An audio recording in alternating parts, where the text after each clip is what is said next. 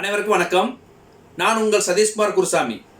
இன்றைய காணொலியில் என்ன பார்க்க போறோம் அப்படின்னா, உரிய காலத்தில் நிலத்தை அளவீடு செய்யாத வருவாய்த்துறைக்கு தேனி மாவட்ட நுகர்வோர் நீதிமன்றம் 30,000 ரூபாய் அபராதம் விதித்து அந்த சம்பந்தப்பட்ட மனுதாரருக்கு முறையீட்டாளருக்கு வழங்கியிருக்கு.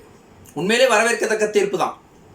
இந்த தீர்ப்பில் என்னெல்லாம் சொல்லப்படுறது, நிறைய நபர்கள் சொல்லுவீங்க, சார் எனக்கு மனு எப்படி எழுதுன்னு தெரியாது, நீங்கள் நிறைய இடத்துல சொல்கிறீங்க, சட்டப்பயிற்சியில் நீங்கள் படக்கூடிய துன்பங்கள், உங்களை எப்படி அவங்க ட்ரீட் பண்ணாங்க, அந்த அரசு அலுவலர்கள் எப்படி நடத்துனாங்க, உங்களை உட்கார வைக்கல, வெளியில் நிற்க வச்சாங்க, எத்தனை முறை நீங்கள் அரசு அலுவலகங்களுக்கு போனீங்க, இதனால் என்ன மாதிரி உடல் அளவில் நீங்கள் பாதிக்கப்பட்டீங்க, மனதளவில் பாதிக்கப்பட்டீங்க, இதனால் ஏதாச்சும் உடம்பு சரியில்லாமல் போய் மருத்துவ சிகிச்சைகள் பெற்றீங்களா, இதெல்லாம் நீங்கள் குறிப்பிடுங்க. சாப்பிடாம கிடந்தேன், தண்ணி குடிக்காமல் இருந்தேன், நின்றுக்கிட்டே இருந்தேன் 3 மணி நேரம், என்னை பார்த்துட்டு தாசில்தார் போனார் வந்தாரெல்லாம் எழுத சொல்லுவோம் மனுக்கள்ல. அவங்க இப்படியெல்லாம் எழுதலாமான்னு கேட்டாங்க. அப்படி ஒரு மனுவை இந்த ராஜேஷ் என்பவர் எழுதியிருக்கிறார். உண்மையிலேயே இந்த தீர்ப்பு வரவேற்கத்தக்க தீர்ப்பு தான்.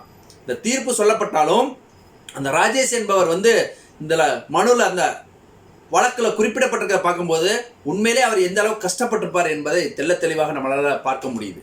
அவர் என்ன சொல்றார் அப்படின்னா, இந்த ராஜேஷ் என்பவர், நான் இது மாதிரி தேனி மாவட்டம் உத்தமபாளையம் தாலுகா ஓடைப்பட்டியில் வசித்து வரேன், எனக்குன்னு ஒரு இடம் இருக்குது, அந்த இடத்தை அளவீடு செய்வதற்காக அந்த இணைய வழி மூலம் 800 ரூபாய் நான் பணம் செலுத்தியிருக்கேன், அரசு கருவூலத்துக்கு செலுத்தியிருக்கேன்.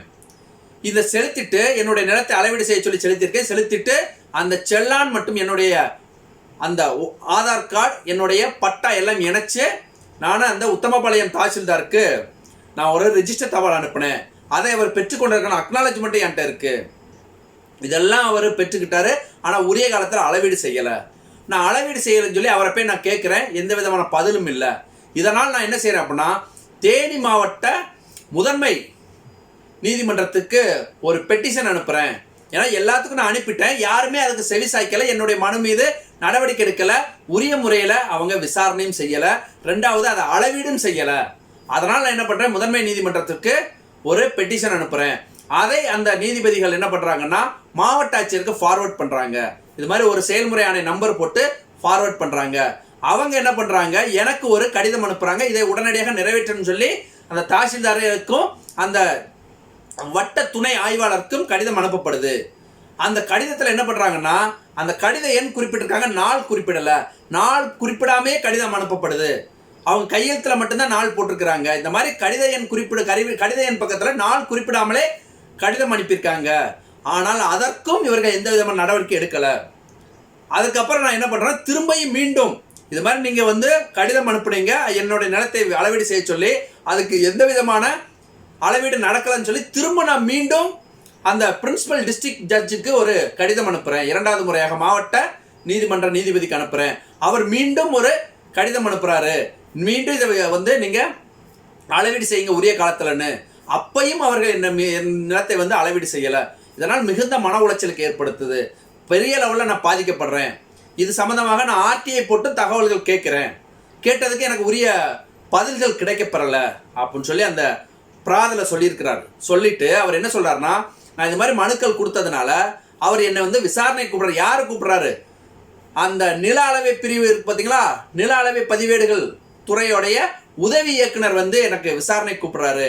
நான் வேறொரு மாநிலத்தில் கேரளாவில் வேலை பார்த்துட்டு இருக்கேன். இவர் விசாரணை கூப்பிட்ட உடனே நமக்கு நிலம் அளவீடு செய்வதுக்கு தான் கூப்பிடுறாங்க, நமக்கு ஒரு சீக்கிரம் வேலை முடிஞ்சிடும் அப்படின்னு சொல்லிட்டு அங்கேருந்து அவசரமாக நான் என்னுடைய பணிக்கு லீவு சொல்லிட்டு ஒரு கால் டாக்ஸியில் நான் கிளம்பி வரேன். இங்கே நான் 11 மணிக்கு வந்தால் அங்கே என்ன விசாரிக்கிறாங்க. ஆனால் ஆப்போசிட்டில் வரக்கூடிய அந்த எதிர்மனுதாரர்கள் யாருமே வரல. ஒரு தாசில்தாரோ அந்த வட்ட துணை ஆய்வாளரோ இல்லை நில அளவையரோ யாருமே வரல, தலைமை நில அளவையரோ யாருமே வரல. இதனால் மிகுந்த மன உளைச்சல் ஏற்படுது. சாப்பிடாம தூங்காம நான் ஒரு காசு கூட இல்லை, என்னுடைய வேலைக்கு அன்னைக்கு எனக்கு சம்பளத்தை பிடித்தம் பண்ணிடுவாங்க. இதெல்லாம் நான் விட்டுட்டு எனக்கு ஏதாச்சும் என்னோட நிலம் அளவீடு செஞ்சிருவாங்களா அப்படிங்கிற ஒரு ஆசையில் நான் ஒடியாந்தேன். இவ்வளவு நேர விரயம், பொருள் விரயம், பண விரயம் எல்லாமே இருக்கு. என் உடல் அளவில் நிறைய பாதிக்கப்பட்டிருக்கு. ஏனால் நான் 2018 எனக்கு மிகப்பெரிய ஒரு உடல் ரீதியான பிரச்சனை இருந்து எனக்கு பிளேட் வச்சிருக்கிறாங்க. அந்த பிளேட் பார்த்தீங்கன்னா ஸ்க்ரூ போட்டிருக்கு. நான் ஏற்கனவே கோட்டயத்தில் இருக்கக்கூடிய மருத்துவமனையில் சிகிச்சை பெற்றேன். இதெல்லாம் நான் தாண்டி இப்படியெல்லாம் நான் பார்த்தா ஆப்போசிட்டில் வராதனால மிகுந்த மன உளைச்சல் ஆக்கப்பட்டு மீண்டும் நான் பணிக்கு திரும்பினேன். இந்த மாதிரி ஒரு சூழ்நிலையில் என்னோட குடும்பத்தில் இருக்க மனைவி, குழந்தைகள், அம்மாவை கூட என்னால் பார்க்கறதுக்கு மனசு ஏற்கலை. இவ்வளோ கஷ்டத்துக்கு இடையில நான் மீண்டும் பணிக்கு போயிட்டேன். இப்படியெல்லாம் சொல்லி அவர் இந்த மனுவை தாக்கல் பண்ணியிருக்காரு. உண்மையிலேயே மிகுந்த வருத்தத்துக்கு இந்த மனுவை பார்த்தாலே நமக்கு ரொம்ப கஷ்டமாக தான் இருக்குது. அப்படிப்பட்ட மனுவில் எதிர் மனுதாரர்கள் என்ன சொல்கிறாங்கன்னு பாருங்க. நம்ம இப்படியெல்லாம் குற்றச்சாட்டு வைப்போம், ஆனால் அவங்க வித்தியாசமாக குற்றச்சாட்டு வைப்பாங்க. ஏன்னா இவர் தொடர்ந்து என் மேலே ஆர்டிஐ போடுறாரு, என்னை வேலை செய்ய விடாமல் ஆக்குறாரு, இவர் என்கிட்ட பட்டா கேட்டாரு, நான் கொடுக்கல, அதனால என் மீது காழ்ப்புணர்ச்சி காரணமாக இவர் போடுறாரு. இப்படியெல்லாம் அவங்க ஒரு ட்ரெண்ட் வச்சிருப்பாங்க. அதுதான் இதுலேயும் சொல்லப்பட்டிருக்கு. என்ன சொல்கிறாங்கன்னா, இவர் ஒரு ஓடை புறம்போக்கு அளவீடு செய்ய சொன்னால் நாங்கள் அளவீடு செஞ்சு கொடுத்தோம். ரெண்டாவது, இவர் அங்கே இருக்கக்கூடிய கிராமத்தில் கோயில் பக்கத்தில் ஒரு ஆக்கிரமிப்பு பண்ணி ஒரு செட்டு போட்டிருக்காரு, அது நத்தம் நிலம், அதுக்கு பட்டா கேட்குறாரு, நாங்கள் தரம் மறுக்கிறோம்.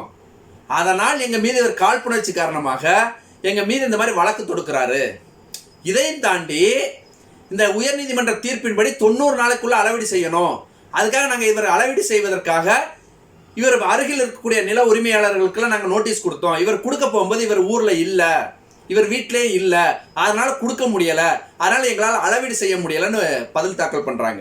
அப்போ இந்த மனுதாரர் தரப்பு என்ன சொல்கிறாங்க அப்படின்னா, எனக்கு வரக்கூடிய அனைத்து தகவல்களும் மற்றும் அந்த போஸ்ட்டும் என் வீட்டில் இருக்கக்கூடிய மனைவிகளும் அம்மாக்களும் வாங்குறது இயல்பு. இது மாதிரி நிறைய வருது, அவங்க வாங்குறாங்க. இவங்க அனுப்பியிருந்தாங்கன்னா கட்டாயம் அவங்க வாங்கியிருப்பாங்க, இல்லை போயிருந்தாங்கன்னா அவங்க பெற்றுக்கொண்டிருப்பாங்க. இவங்க இதை செய்யாததுக்காக இந்த மாதிரி ஒரு காரணத்தை சொல்கிறாங்க. எனக்கு அப்படி எதுவுமே நோட்டீஸ் கொடுக்கப்படலை அப்படின்னு அவர் பதிவு செய்கிறாரு. பதிவு செஞ்சுட்டு, நான் உண்மையிலே இந்த ஒரு சூழ்நிலையில் இப்படியெல்லாம் நான் அலைஞ்சதில் கிட்டத்தட்ட 22 முறை இந்த அரசு அலுவலகத்துக்கு நான் அலைஞ்சிருக்கிறேன். இதனால் மிகுந்த அளவில் நல்ல படுங்க 22 முறை ஒரு மனுஷன் போயிருக்கான். 22 முறை நான் அரசு அலுவலகத்துக்கு அலைஞ்சிருக்கிறேன். மிகப்பெரிய ஒரு மன அளவிலும் உடல் அளவிலும் நான் பாதிக்கப்பட்டிருக்கேன். இதனால் பார்த்தீங்கன்னா எனக்கு மிகப்பெரிய ஒரு பொருளாதார இழப்பீடு ஏற்பட்டிருக்கு. ஏற்கனவே 2018 நான் இந்த மாதிரி ஒரு ஆக்சிடென்ட்ல இந்த மாதிரி காலில் பிளேட் வச்சுன்னு சொன்னா, இந்த விஷயத்தினால எனக்கு மீண்டும் உடம்பு சரியில்லாமல் போய் மீண்டும் நான் ஒரு கம்பம் ஹாஸ்பிட்டலில் அட்மிட் ஆகி, கம்பத்தில் அரசு மருத்துவமனை அட்மிட் ஆகி மீண்டும் நான் அறுவை சிகிச்சை செய்ய வேண்டிய ஒரு சூழ்நிலை ஆயிடுச்சு. இதனால் எனக்கு 4,80,000 ரூபா பண விரயம் ஏற்பட்டிருக்கு அப்படின்னு சொல்லி அதோட மெடிக்கல் பில்லும் அவர் அட்டாச் பண்ணியிருக்காரு. இதைத்தான் நம்ம சொல்லுவோம். எப்பவுமே நம்ம சொல்லும் போது நீங்கள் சொல்லக்கூடிய விஷயங்கள் மற்றவர்களை திரும்பி பார்க்க வகையில் இருக்கணும். அப்போ நீங்கள் பட்ட கஷ்டத்தை மற்றவர்கள் புரிந்து கொள்ளும் வகையில் மனுக்கள் எழுதுங்க. அப்பத்தான் ஒரு மனித உரிமை ஆணையத்திலேயோ இல்லை இந்த நுகர்வோர் ஆணையத்திலேயோ உங்களுக்கு சாதகமான தீர்ப்பு கிடைப்பதற்கு ஏதுவாக இருக்கும். அப்படின்னு நம்ம பலமுறை சொல்றது, அதைத்தான் இவர் பண்ணியிருக்கிறார். அப்போ எனக்கு காலில் அடிபட்டுச்சு, மீண்டும் நான் ஆப்ரேஷன் பண்ணுறதுனால எனக்கு 4,80,000 ரூபா பண விரயம் ஏற்பட்டிருக்கு, இதெல்லாம் அவங்ககிட்ட பெற்றுக் கொடுங்க அப்படின்னு சொல்லி இவர் இந்த வழக்கை தாக்கல் பண்ணுறாரு. இந்த வழக்கை விசாரணை எடுத்துக்கொண்ட அந்த தேனி மாவட்ட நுகர்வோர் நீதிமன்றம் என்ன சொல்லுது அப்படின்னா, நுகர்வோர் பாதுகாப்பு சட்டம் 2019 பிரிவு 2 உட்பிரிவு 7 இவர் நுகர்வோர் தான். காரணம் என்னன்னா, இவர் அரசுக்கு கருவூலத்தில் இணைய வழி மூலமாக 800 ரூபா பணம் செலுத்தியிருக்காரு. அதுக்கான செல்லான் வச்சிருக்கிறாரு. யாரெல்லாம் பணம் செலுத்தி சேவையை பெற நினைக்கிறாங்களோ அவங்கெல்லாம் அந்த நுகர்வோர் பாதுகாப்பு சட்டம் 2019 பிரிவு 2 உட்பிரிவு 7 நுகர்வோராக ஆவாங்க.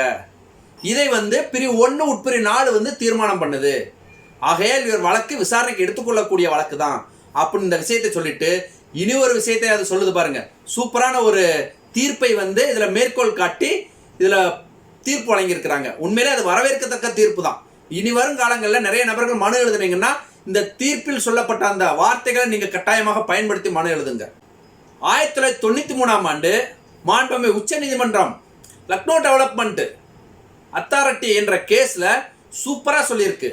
என்ன அப்படின்னா, அரசு அதிகாரிகள், அரசு அலுவலர்கள், அரசு ஊழியர்கள் மக்கள் பணத்தை கையாளுவதால், மக்களிடமிருந்து நீங்கள் சம்பளம் பெறுவதால், மக்கள் செலுத்தக்கூடிய வரிப்பணத்தில் நீங்கள் சம்பளம் வாங்குறீங்க.